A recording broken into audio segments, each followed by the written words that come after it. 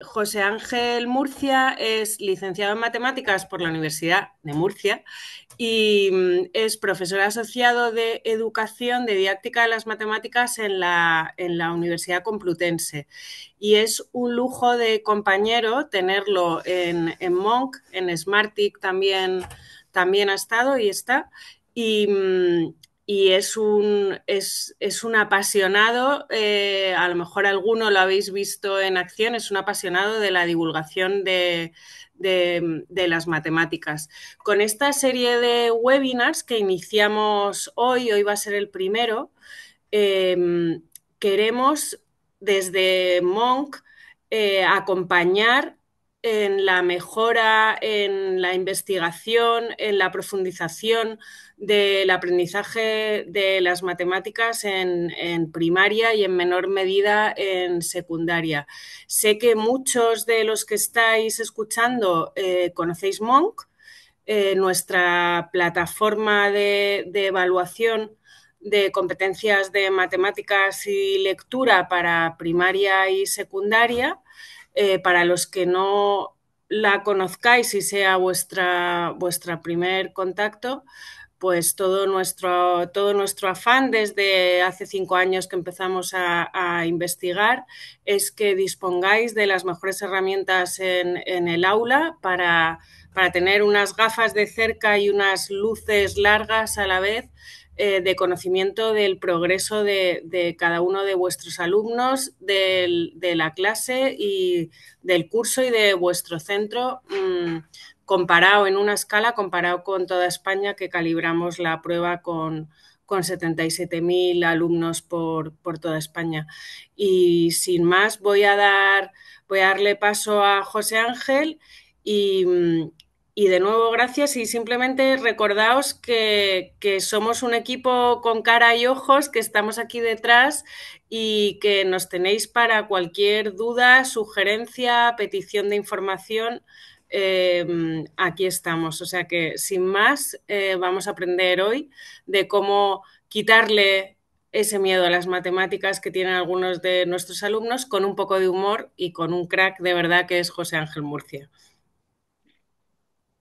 Muchísimas gracias, Berta. La verdad que es una suerte también tener compañeros como tú y es una suerte también que hoy, después de haber dado clase, después de haber estado organizando nuestro centro y dejándolo todo estupendo y un jueves ya tan cansados ya de final de primer trimestre, estemos aquí. Yo estoy desde mi despacho en la facultad, ya de noche, me sale un brillo extraño en la calva, pero es que no es lo que hay. Y sí, efectivamente, es muy interesante que tengamos una buena foto de dónde están nuestros alumnos. Tenemos muchas intuiciones de de qué es lo que hay en el aula, pero algunas están más justificadas que otras. Como decías, con Monk tenemos la oportunidad de sacar esa foto y de ir revalidándola y de ver cómo evoluciona también de manera horizontal en nuestro centro, nuestra clase, nuestros alumnos. No solamente en matemáticas y en comprensión lectora, también estas partes que tienen más que ver con el espectro afectivo, como es el propio autoconcepto, mi relación con las matemáticas, que es de lo que vamos a hablar hoy, fundamentalmente, porque es verdad que vamos a ver cómo usar el humor en matemáticas, pero es que si tenemos también la sensación y la percepción de que las matemáticas muchas veces se odian y se temen y se les tiene miedo, como tú decías antes, pues yo pensaba que si algo nos hace reír, es difícil que podamos odiarlo.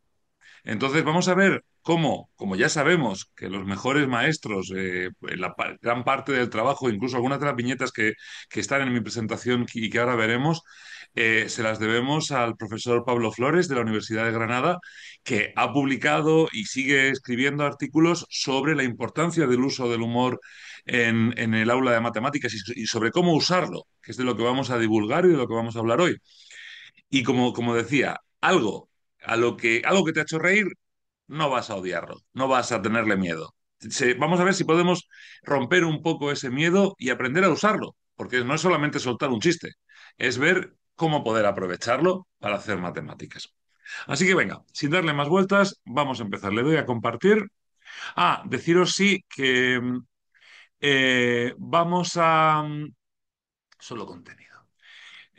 Voy a utilizar el chat, tenerlo presente, el chat de la reunión, y vamos a guardarnos las preguntas para el final.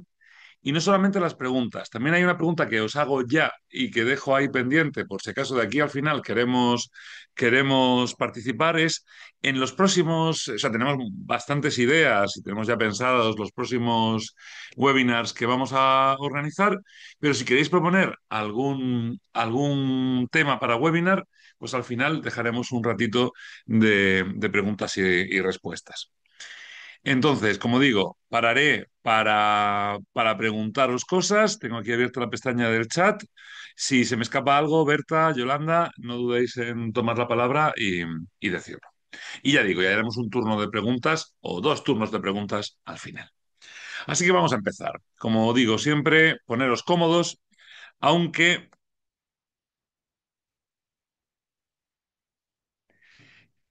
la explotación de estas viñetas, de este humor gráfico, en clase de matemáticas debería ir, normalmente, recomienda el profesor Pablo Flores, alrededor de ¿por qué es gracioso esto? ¿Qué es lo que te ha parecido gracioso? Que hable un número, ¿qué es lo que está diciendo? ¿Qué es lo que está pasando? ¿Qué le pasa al 8 si se tumba? Si se tumba el 8 es infinito o no lo es. ¿Un 8 tumbado es infinito? Si preguntas a los alumnos qué es infinito y responden es un número, pues ya empezamos mal, porque realmente infinito no es eso. Pero bueno, sí que recuerda a eso y sí que es una idea interesante y espero haber arrancado una pequeña sonrisa entre los que estamos aquí. Vamos a ver unas cuantas más. Nos preguntamos si existe el humor matemático. Esta viñeta de Forges, muy, muy antigua, no sé si se ve bien, pide que nos den una prueba y la prueba que nos dan es que 2 más 2 es 17. Seguramente estemos totalmente equivocados. Todos los días vemos noticias de que estamos bastante equivocados. Eh, yo me pregunto si existe un humor de ciencias, un humor de letras, si hay una verdadera separación entre las ciencias y las letras, o es como esa fina línea que separa el numerador del denominador, la raya de fracción, ¿no? Yo llevo tiempo siguiendo a distintos humoristas. Ya digo, esta viñeta se publicó en el 72, es anterior a que naciéramos casi todos los que estamos aquí. Pero sí que veo cómo los humoristas utilizan el concepto de las matemáticas y conceptos matemáticos como el de la próxima viñeta. Y ya que ellos lo utilizan, ¿por qué no podemos utilizar nosotros de vuelta el uso que ellos han hecho para traerlo al aula? El otro día, Flavita Banana publicaba esta viñeta con un título y, por ejemplo, una manera de explotarla sería ¿qué título se os ocurre que podríamos darle a esta viñeta? A mí esta viñeta, humor, me provoca más un pinchacito en el estómago más que humor. ¿Qué pensáis vosotros? Escucho vuestras propuestas en el chat. ¿Cómo podría llamarse? Se le he publicado hace un par de semanas.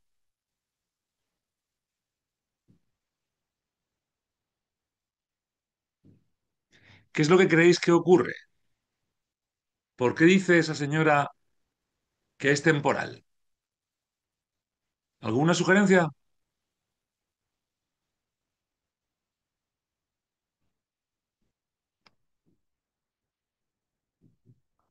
Nunca terminará de limpiar, dice David, efectivamente. Es una escalera infinita, estilo Escher, que ni se sube ni se está bajando. Exactamente, ¿no? Claro, la viñeta se llamaba escalera social. La señora está limpiando con la confianza de que no siempre va a seguir limpiando y sin embargo está limpiando. Es una manera de introducir un tema social bastante potente. Es una manera de introducir una figura imposible para nosotros. Es temporal el trabajo, sí, pero no parece por la forma que tiene que sea temporal. Y ahora analicemos las matemáticas de la forma. ¿Qué ocurre? ¿Cómo puede estar bajando o subiendo todo el rato? ¿Vale? Como digo, la viñeta se llama La escalera social, que parece que no conduzca a ninguna parte según mi propia interpretación sobre lo que hace la autora, ¿no? Como digo, ella ha usado una figura imposible tipo Escher en su viñeta, yo voy a usar su viñeta para reflexionar sobre las matemáticas que hay detrás. Por ejemplo, tengo guardada esta otra de Calpurnio, del bueno de Cutlas, desde hace ya algún tiempo. La letra es un poco pequeña, lo voy a leer, ¿vale? Pregunta pregunta, Cut, ¿cómo va esa metafórica búsqueda interior? Y vemos ahí arriba a la derecha que Cutlas responde bien. Puedo sentirlo. ¿Qué es lo que puede sentir? Estoy muy cerca del final.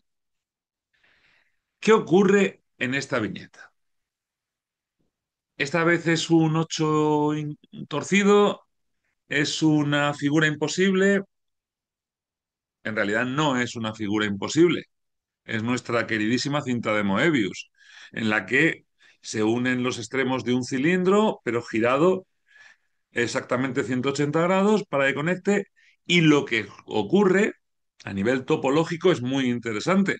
Y es que es una figura que no tiene principio ni final, pero bueno, eso también le pasa a un cilindro, pero es que tiene una única cara. Por eso vemos a Cutlass como la recorre por arriba y por abajo continuamente y la recorre completamente. Tiene un único borde, tiene más propiedades. Es una manera de introducirla. Claro, fíjate que le responde, bueno, pues si tú lo dices que estás llegando al final, a por ello, ¿no? Otra viñeta de Flavita Banana. En esa dicotomía entre ciencias y letras, mi Maximus es de letras como su padre. Como digo, no hay una separación entre ciencias y letras. Es un error separar las ciencias de las letras y creer que hay personas de ciencias y de letras. Hay personas que prefieren las ciencias, que preferimos las ciencias, bueno, que preferimos las letras. A mí me gusta muchísimo. Hay personas que no nos gusta determinada parte del conocimiento, pero es una manera cómoda para poder estudiar, separar entre ciencias y letras. No es una realidad verdadera. En este mismo sentido, otra vez, diga 33. eh, a mí me gustan mucho los números romanos en el currículo, pero no solamente por el apunte histórico, la importancia de ser capaz de leer un monumento o ser capaz de leer cuando se hizo una película. En realidad, a partir de esta viñeta, podríamos preguntarnos por la especificidad que tienen los números romanos frente al sistema de numeración decimal. En el caso de este centurión que dice XXX y, la primera X vale 10 y la segunda vale 10 y la tercera vale 10. Mientras que cuando nosotros decimos 33, el primer 3 vale 30 y el segundo 3 vale 3. Y eso es algo que es fundamental, es esencial, es parte del contenido más central de las matemáticas de primaria, que es el valor posicional. Sigo para adelante. Mirad, en un artículo que, que comentaba el profesor Pablo Flores, Números para contar, tengo los enlaces al final, están las referencias, proponía utilizar exactamente esta viñeta de 1972 también de Forges. Creo que se podrá leer. Este señor, que yo creo que es bastante paciente, ha llegado al límite de la paciencia y ahora nos dice que va a contar hasta 7.000 millones elevado a la sexta y le van a oír. Y los otros le dicen que es muy justo, ¿no? ¿Cómo proponía Pablo que explotáramos esta viñeta? En este caso no poniéndole título, pero podía ser perfectamente con la idea de ¿cuánto tiempo le tomará contar hasta ese número? ¿Cómo de grande es ese número? ¿Cuántos ceros tiene? ¿Cuesta lo mismo contar hasta 10 que contar de 100 a 110, que contar de 7.110.127 a 7? ¿Vale? ¿Cuánto tiempo le tomaría contar? Una estimación, un problema de Fermi, puede ser muy interesante. Desde luego podemos hacer las cosas de otra manera, ¿no? Y podemos explotar esta viñeta. Y además la contraponía a esta otra, famosísima, en otra época, en los años 80, de Caris Brown, del vikingo aquel. A la de 10 cargaremos contra el enemigo. Y venga, Chiripa, empieza a contar. Y Chiripa empieza a contar. Y cuenta así. Y como digo, como no veo vuestras caras, ni sé si os estáis riendo o si os arranco una sonrisa o no, espero que os guste. La pregunta que yo os hago y que suelo hacer cuando doy esta charla a mis alumnos de magisterio o en talleres en colegios es, ¿cómo está contando Chiripa? ¿Está contando como el señor de antes, el que se le había gastado ya la paciencia? ¿Llegará a 10 o no llegará a 10? Como está contando, con números mixtos y de un octavo en un octavo, llegará a 10, solo que tardará un poco más. Pero aprovechando los números que está usando, y es la novedad, ¿podríamos conseguir no llegar a 10? Y la respuesta es sí. Entonces, Caris Brown nos está hablando realmente, o por lo menos a mí, a lo mejor es mi ojo, que también está un poco educado en eso, de la densidad de los números racionales. Que entre dos números racionales siempre puedo encontrar un tercer número racional. Y que puedo conseguir colocar tantos como quiera y no llegar a 10 nunca. No sé qué os parece a vosotros. A mí, desde luego, me motiva a pensar eso. Y me lleva a pensar que en mis clases de números racionales debo colocar una viñeta como esta para hablar de densidad, para hablar de números racionales o como poco para arrancar una pequeña sonrisa, ¿no? Igual, números para contar. ¿Qué es lo que está pasando? ¿Os parece gracioso? A mí, desde luego, me gusta y me recuerda cosas. Y desde luego, igual, me saca esa media sonrisa, aunque la he visto ya 1000 veces. ¿Se equivoca el alumno? ¿Acierta? Desde luego, el número que ha escrito es un número bastante grande. ¿Se equivoca la maestra? Pues seguramente sí, porque no ha sido precisa en el lenguaje. Hoy vamos a hablar también de la precisión del lenguaje. En matemáticas, el lenguaje es totalmente, quirúrgicamente exacto. ¿Qué no ha dicho la maestra?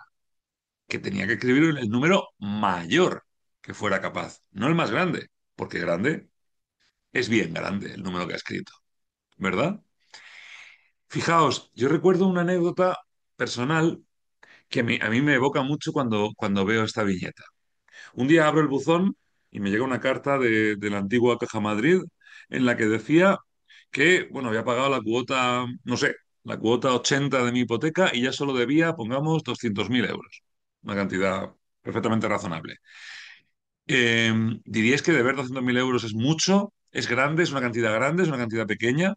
Sin embargo, es un número que es menor que cero, porque para ser menor solo hace falta estar a la izquierda en la recta de los números. Entonces, de repente mi cabeza hizo un clic muy extraño, porque mayor que, menor que en matemáticas no es necesariamente lo mismo que más grande, más pequeño. Pequeño es insignificante, diminuto. En matemáticas, digo, cercano a cero. Es una cosa pequeña. Pero una cosa grande es una cosa que tiene una gran magnitud. Mayor que, menor que, grande, pequeño. A mí esta viñeta me habla de eso y me pide que reflexionemos sobre eso. Igual, en otro artículo de Pablo Flores aparecía esta viñeta. Decía eso, una verdad equivocada. ¿Qué quiere decir con que es una verdad equivocada? La explotación de esta viñeta está clarísima. Describe la situación. ¿Es graciosa? ¿Hay alguna verdad en la situación presentada? 2 por 3 es un 2, otro 2 y otro 2. ¿Podríamos corregir a la pizarra sin borrar ningún número? Y la respuesta es que sí que podemos corregirla, claro, poniendo 2 más 2 más 2. Falta la suma, como dice Paloma en el chat. Correcto, eso es. Vale, sigo para adelante. Igual, en ese otro chiste conocidísimo, viejísimo y precioso que nos habla del valor posicional es esto que le dice el 2 al cero, que es 20 conmigo, ¿no? Para mí el valor posicional, como ya os digo, es verdaderamente el contenido central, sobre todo de la primera mitad de primaria. Es de lo más importante que vamos a aprender. El paso de la decena entre infantil y primaria y el valor posicional en mitad de primaria. Si no tenemos un bien fijado el valor posicional, vamos a tener muchas dificultades. Es uno de tus favoritos, me alegra que te guste. Sigo. Como estoy a dieta, pues en lugar de comerme 6 trozos de pizza, me voy a comer solamente tres. ¿Qué números, aunque hay un spoiler aquí en la izquierda, qué números están saliendo a relucir aquí? ¿Con qué estoy contando los trozos de pizza? Es un clásico usar la pizza como ejemplo, como metáfora de los números racionales. ¿Qué está pasando aquí? Estamos viendo fracciones equivalentes. Pero creo que igual, con esa idea de arrancar una sonrisa, de buscar una conexión con el humor, si algo nos hace reír, ya no se le va a tener tanto miedo, ya no le vamos a tener tanto asco si conseguimos reírnos. Otra cosa es que nos parezca que estamos frivolizando. No creo que estemos frivolizando. Este he tenido que dejarlo en inglés, pero este es tremendo. O sea, verdaderamente existo con ese I, que es la unidad imaginaria.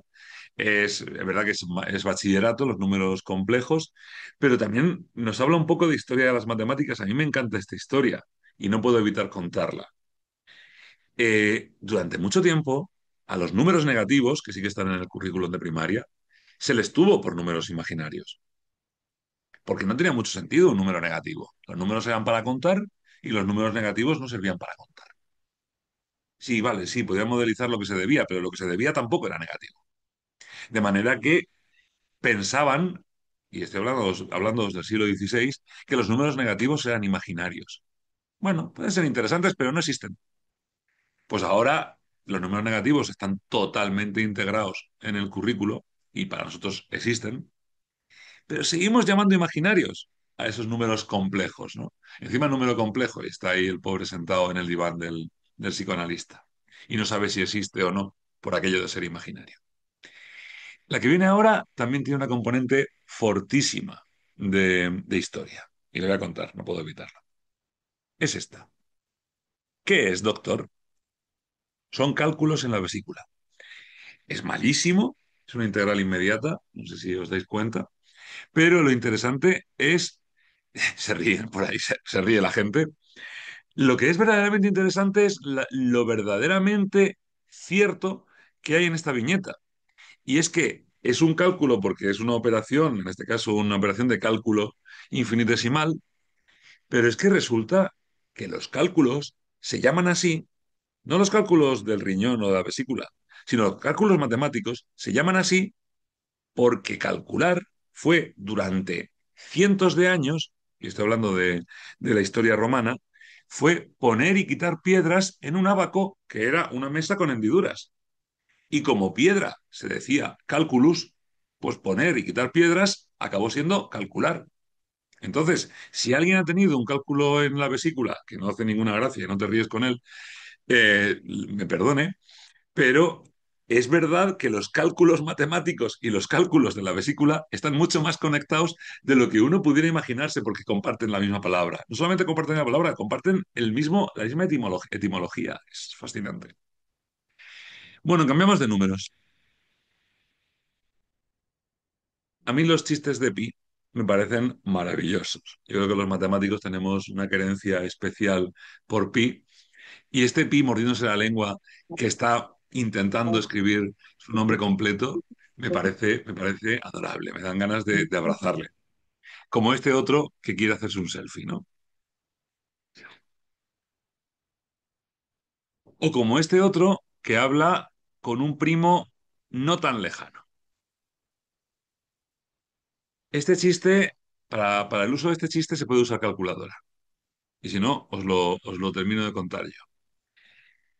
Pi está hablando con un número racional que es 22 séptimos. ¿Por qué he elegido 22 séptimos? Pues porque si ponéis en la calculadora 22 partido por 7, haced la prueba si queréis, y si no, mañana. 22 partido por 7 es 3,142856. No exactamente de 14 y 16, pero parecido. De hecho, durante mucho tiempo se le tuvo como la mejor aproximación de pi. Y es la razón por la que el 22 22/7, el 22 de julio, celebramos el día de la aproximación a pi, porque 22 partido por 7 se aproxima mucho a pi, ¿vale? Entonces, claro, pi le dice a 22 séptimos que es repetitivo, porque claro, es 14, 28, 56, 14, 28, 56, 14, 28, 56. Los chistes no se explican, perdonadme, pero desde luego él recicla. Todo el mundo sabe que el área de un círculo es pi por el radio al cuadrado. Si lo multiplicas por la altura en un cilindro, el volumen es pi por el radio al cuadrado por la altura y tendrá que ver, no tendrá que ver. Hay gente que busca la manera de adaptar el volumen del cabezón de R2D2. No, no tiene nada que ver, es solamente un chiste, ¿no?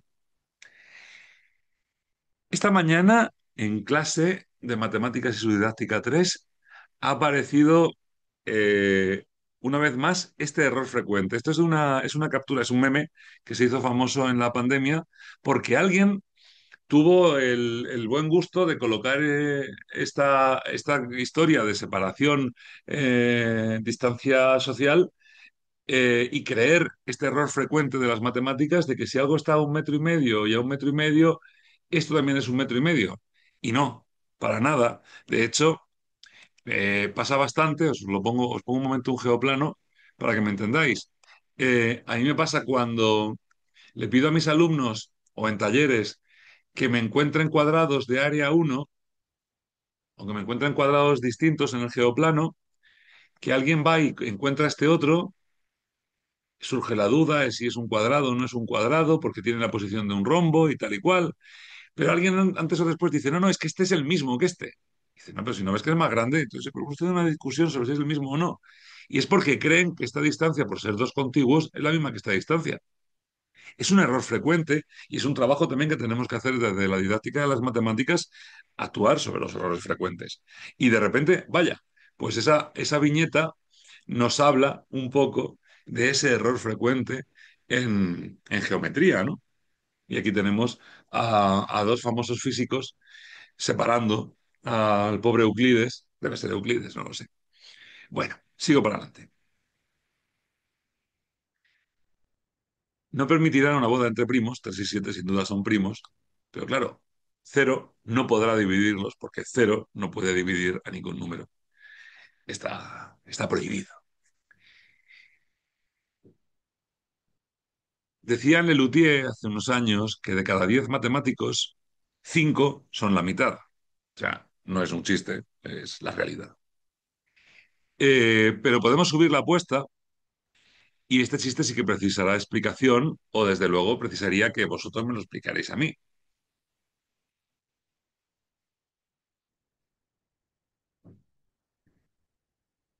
Binario, dice David Malabarista, correcto.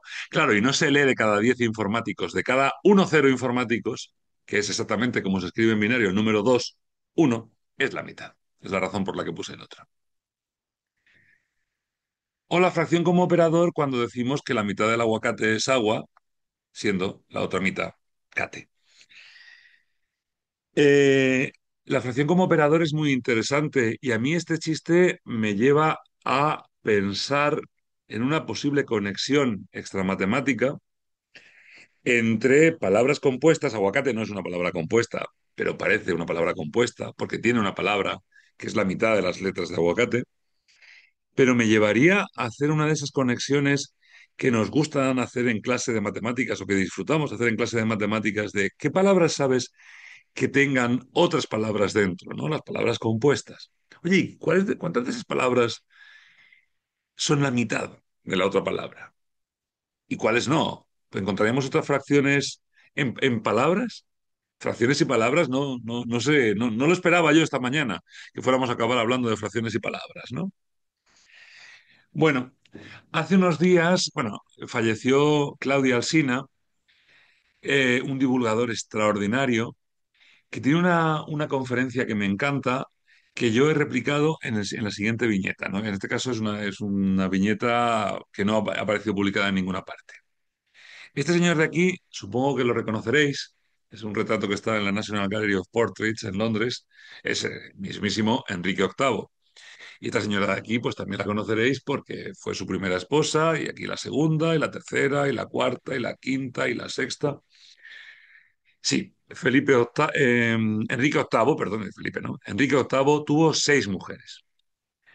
Y decía Alsina, oye, si Enrique VIII tuvo seis mujeres, ¿cuántas mujeres tuvo Enrique IV? Y me parece muy interesante, porque esta mañana yo, por ejemplo, a mis alumnos de magisterio les contaba que cuando den problemas de proporcionalidad, que están ahí al final de primaria, la proporcionalidad directa, enseñen a pensar, porque las matemáticas se tratan de pensar, no se trata de resolver problemas así sin ton ni son, y que entremetan siempre en los conjuntos de problemas de proporcionalidad situaciones que no sean de proporcionalidad.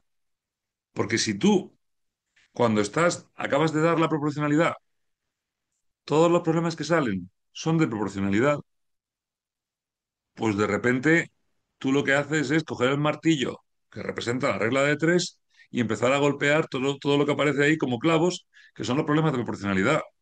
Pero si tú entremetes, en este caso es un chiste, situaciones pues como la que viene a continuación, por ejemplo, lo he dejado en inglés porque viene de un meme famoso inglés. La situación que está aquí en esta conversación dice, bueno, no, en este chiste, cuando tenía 6 años, mi hermana tenía la mitad de mi edad. Ahora tengo 70. ¿Cuántos años tiene mi hermana? Esa formulación lleva a que esa persona pensamos que legítimamente ha creído que es un problema de proporcionalidad, porque parece un problema de proporcionalidad.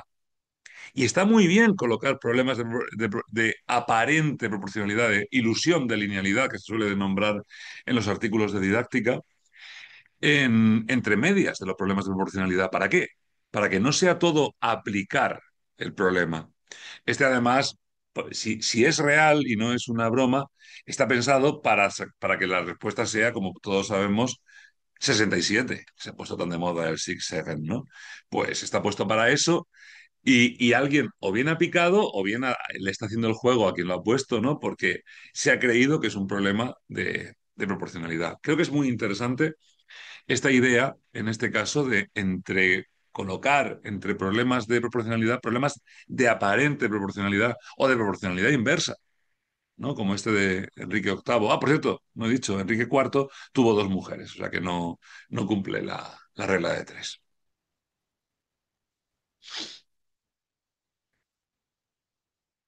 Este chiste es inquietante, ¿no? Porque dice, papá, tengo frío, ahora que llega el invierno, y le dice, ponte en la esquina. ¿Y por qué? Porque está a 90 grados. Las esquinas están a 90 grados. Claro, 90 grados no es una temperatura agradable. Pero es que os tengo que hacer una confesión. Este chiste está traducido del inglés. ¿Puede ser que en inglés 90 grados sea una temperatura agradable? Y de repente acabamos de conectar algo que aparentemente era medida de temperatura o medida de ángulo, con que hay el ángulo recto de la puerta exactamente, pero hay otras escalas de medida. 90 grados, ¿qué? Celsius, es lo nuestro. Kelvin, Fahrenheit. Claro, efectivamente. 90 grados Fahrenheit es una temperatura la mar de agradable. Son 18 grados, estaría bastante bien. Muy bien, muchas gracias. Tengo otro. ¿Alguien sabe por qué hay que poner la lasaña a 120 grados? Espero que ninguna lasaña haya resultado dañada con este chiste. Y aquí, ¿qué está pasando? Nos lo explican estos paisanos, y es que Jesús hablaba con parábolas, ¿no? Dicen que y es igual a x al cuadrado. Hay humor sobre estadística, como esta distribución normal, esta además ha pasado Halloween, es muy típica, y esta distribución paranormal. No tiene más, porque evidentemente. De todas maneras, el otro día cuando presentaba esta, un niño decía que la curva de arriba era tal cual una boa que se hubiera tragado algo. Y digo, mira, pues también hay una referencia cruzada al Principito. La veo, la compro, me gusta. Y esta. ¿Qué está pasando aquí? ¿Qué vemos en este gráfico, no? ¿Cómo se vería si miran una cordillera a través de una raqueta de tenis? En parte, muchos de los chistes matemáticos funcionan no por esta literalidad que muchas veces, esta rigidez aparente que muchas veces se nos coloca a los profes de matemáticas. Pues me parece muy interesante que le demos una vuelta a esa rigidez y nos riamos también de ella, ¿no? Como en este caso. Esto es unas montañas vistas a través de una raqueta de tenis. Pues sí, yo creo que sí. ¿Qué pasa? Cada vez que escuchamos que la vida dio un giro de 360 grados, pues a mí me recuerda a Batman dándole la bofetada a Robin de, no, con 360 grados te quedas como estabas. Y a ver, venga, viene otro problema. Esta viñeta que viene a continuación es un poco inquietante. ¿Qué estará pasando aquí?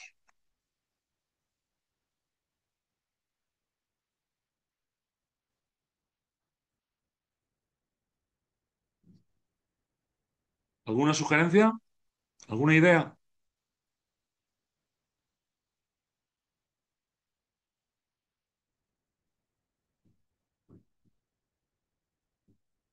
La raíz. La raíz, efectivamente. Si sacas 10.000 de la raíz cuadrada, te quedan 100. Así que no están tan contentos cuando sacan el baúl de debajo de la raíz. Gracias, Mercedes. Muy bien. Como decía, en matemáticas muchas veces lo que funciona en el humor matemático funciona esa literalidad. Esta foto no es mía, esta foto está sacada de internet, de Chistemat, de una página que también está en las referencias, pero una vez pasando por Ávila, por este pueblo que está a 20, no sé si kilómetros o leguas es un pueblo de Ávila, efectivamente, me paré a ver y hacer la foto porque, o sea, era conocedor de esta imagen y quería tener la vivencia yo mismo, ¿no? Nos gusta esa literalidad. Saquémosles provecho, ¿no? Sumo pontífices. ¿Qué me dará cuando sumo pontífices, no?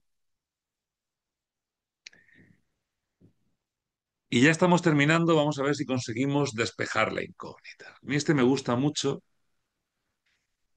porque, como digo, demasiadas veces hay una literalidad, ¿no? Es que X es una incógnita. Este me recuerda al chiste que no he puesto en la presentación, hay muchísimos, y es que a los romanos no les gustaba el álgebra, les parecía aburrido porque para ellos X siempre valía 10, ¿no? Para nuestros alumnos es verdad que X siempre tiene que ser una incógnita. ¿Por qué no? Pues puede ser cualquier cosa desconocida, cualquier cosa que está creciendo o variando puede ser una incógnita, no necesariamente tiene que ser X, ¿no? Este es muy tonto, pero es muy divertido, ¿no? Por fin se despejó.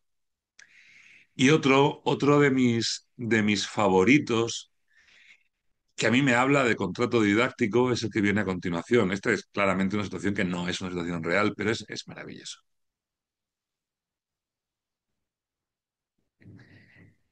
Digo que tiene que ver con contrato didáctico porque demasiadas veces los alumnos responden no a lo que queremos que hagamos, sino a lo que piensan que queremos que hagamos. O sea, verdaderamente creo que este chiste es un chiste y está pensado para ser un chiste. Nadie lo ha, no ha pasado, no es una respuesta real de un alumno, ¿no? Encuentra X y ya la ha encontrado, está aquí. Porque si le pusieras esto a tus alumnos mañana, y está dando, sería cerca del teorema de Pitágoras, lógicamente, no pondrían hasta aquí, salvo que quisieran hacerte el chiste. Pondrían que la X vale 5 porque saben que eso es lo que espera su profe que pongas. Y me parece muy interesante esa idea, ¿no? Que en clase demasiadas veces no nos dedicamos a pensar y a ver que este problema, pues no, pues mira, pues ahora mismo no sé cuántas mujeres tuvo Enrique IV, ¿no? O sí lo sé porque lo he buscado y fueron dos. No nos dedicamos a pensar, respondemos lo que sabemos que quiere el maestro que respondamos. Y bueno, ya el último de hoy es que, como decía Berta al principio, me llamo José Ángel Murcia y soy de Murcia, Y os presento aquí estos dos masáis porque en Murcia, como todos sabemos, dos masái es siempre igual a ocho. Y os doy muchas gracias. Bueno, por cierto, si dos masáis es igual a ocho, es que masái es igual a cuatro, porque hay una interpretación algebrista que no puedo evitar. Muchas gracias por venir a esta charla. Espero, gracias por las risas. Espero que os haya gustado y bien, sí, me alegra por los comentarios. Me gustaría, si alguien quiere hacer alguna pregunta, este es el momento. También que si queréis decirnos, contarnos a Berta, a Yolanda, a mí, de qué os gustaría que habláramos en el futuro, futuros webinars, pues no lo. Este es el momento. Y si alguien quiere hacer alguna pregunta, como digo, es la oportunidad. Voy a dejar de compartir de momento para veros las caras. José Ángel, Dime, Berta. eh, que muchas gracias, me he reído yo también, pero me he acordado, lo dejo ahí en el aire, cuando has puesto la de las pizzas y estoy a Ajá. dieta, que yo estoy permanentemente a dieta. El, Eso pasa mucho. Eh, una de los debates, lo digo, lo decimos aquí en abierto, una de las preguntas que tenemos José Ángel y yo a veces, y leemos, yo leo a veces en Estados Unidos y en Inglaterra, por ejemplo, escriben bastante sobre la dificultad o no de enseñar bien las fracciones. Y me he acordado ahí con la pizza. Eso en parte es lo que os estamos preguntando, o sea, que todo lo que se os pase por la cabeza de, oye, pues sería estupendo como didáctica de las matemáticas que José Ángel dedicara una charla como esta a las fracciones. Sí, yo estaría encantado, porque efectivamente, mira, pues ya que, por ejemplo, si el primer contenido difícil de primaria es el paso de la decena, la construcción de la decena, y el segundo, el más gordo de todos, que tiene que estar muy relacionado, es el valor posicional, pues ¿cuál sería el siguiente, no? Pues el siguiente puede ser perfectamente las fracciones, porque las fracciones verdaderamente son complicadas, son verdaderamente complicadas, porque empiezan a ocurrir cosas como la que mostraba esa viñeta, ¿no? Mira, por ejemplo, María José dice razonamiento de situaciones matemáticas para uno de tercero y cuarto de primaria, o de arte y matemáticas, o de resolución de problemas con modelos visuales tipo barras de Singapur, o o de qué es la competencia matemática, que también se me ocurre que creo que es muy relevante, sobre todo en un contexto como el de Monk, que mide la competencia matemática, entre otras, ¿no? Entonces, verdaderamente hay muchos contenidos difíciles. Decías, Berta, el de los números racionales. Sin duda, puede que sea, posiblemente sea el siguiente de la lista, ¿no? No digo de webinars, pero sí de contenidos difíciles, ¿no? Hacer un repaso por los contenidos difíciles de primaria y de secundaria podía ser un ciclo. Yo no digo nada, pero bueno, vamos viendo. Voy a poner Y en sí, que ellos el, tengan ganas de pensar, dice Cristina. Que es verdad que a lo mejor ahora, a bote pronto, agradecemos un montón los que os estáis animando, pero que a lo mejor luego es lo típico que dentro de un rato o mañana se os ocurre. Os voy a poner la dirección de Monk, os la recuerdo en el chat y encantadas de que nos escribáis con ideas. Y aprovecho también para decir que hemos abierto la ventana para hacer los test. eh, Ayer creo, sí, sí, creo que ayer o hoy, el, Ana, sí. el, el- se van a poder hacer los test hasta el 15 de enero, creo recordar, em, que, que sepáis que cualquier duda, sugerencia, etcétera, que estamos aquí detrás y que nos llaméis y nos escribáis en cuanto surja la mínima dificultad o duda. Y os voy a dejar el correo de Monk. A ver, María Cristina dice algo para que los problemas no sean un problema. Pues sí, evidentemente, modelización de problemas podría ser un webinar muy, muy razonable. Pregunta, pregunta Paloma que si se pueden hacer todavía los iniciales. Eh, se puede hacer la ventana en la que está, o sea, por supuesto que si tenéis, que se puede hacer la ventana que hay ahora, la ventana que hay ahora abierta. No, pero en El, la ventana inicial, ya este año ya no podemos pasar la ventana claro, inicial porque estamos en diciembre. Y dice, ¿y si un peque contesta de manera no válida, puede repetirlo? A ver, si el test sale no concluyente, sí que tendrá sentido que lo repita. Si una pregunta ha salido mal, pues no pasa nada porque en el flujo de todas las preguntas que se le hacen a lo largo del test, que alguien haya respondido mal a una no afecta en absoluto. Es decir, sabéis que lo que va haciendo el algoritmo es ir acotando la competencia del alumno en una franja. Entonces, evidentemente, si alguien responde mal a una pregunta, pues generará la confusión de creer que no sabe ese nivel de dificultad, pero luego contestará bien a preguntas más fáciles y volverá a retomar el nivel que tiene, ¿no? Eso no es un problema. Paloma Pero ¿se insiste, puede hacer ahora Monk sin el sí. inicial? Sí, sin duda, sin duda. Vamos, de hecho, os agradecemos por si hay alguna confusión de amigos vuestros, de amigas, profes, equipos directivos de centros que se crean que no se puede, sí se puede. Está la ventana, no es la inicial, pero ahora mismo, claro que se puede hacer el test hasta el 15 hasta el 15 de enero.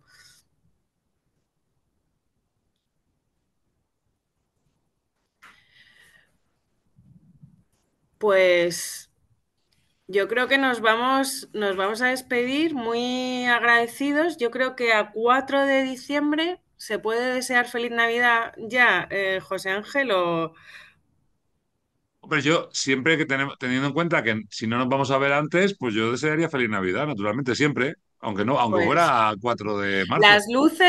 las luces están puestas, el turrón lleva ya un mes en el supermercado Y sí, y y en Madrid están vendiendo también roscón de Reyes, o sea que por feliz eso, Navidad, feliz Año Nuevo, feliz todo ya. Navidad, feliz Año Nuevo y ha sido un placer. Muchísimas gracias. Aquí estamos y nos vemos en el siguiente. Y Claro os que sí. enviaremos, muy importante, porque todo el mundo que está apuntado no ha estado, pero incluso a vosotros os vamos a enviar la grabación del webinar, ¿vale? Para que os sirva de inspiración para vuestras clases. Muchísimas gracias y buenas noches ya.